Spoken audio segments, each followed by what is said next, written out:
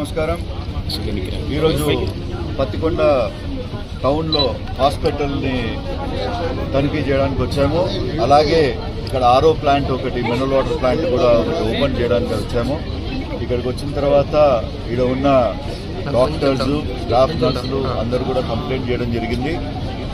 కరెక్ట్గా ఎంతమంది అయితే నర్సులు ఉన్నారో, ఎంతమంది అయితే డాక్టర్లు ఉన్నారో వాళ్ళు ఉండలేక ఇక్కడ ఉన్న పేషెంట్లకి ఇబ్బంది కలిగిస్తున్నారు. అందుకోసమే వాళ్ళందరూ కూడా ఒక రిక్వెస్ట్ పెట్టుకున్నారు. ఆపరేషన్ థియేటర్ అనేది కట్టించాము, కానీ లోపల టెక్నికల్ స్టాఫ్ లేరు.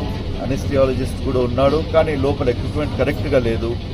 దాంతోపాటు ఇక్కడ బౌండరీ వాల్స్ లేవు.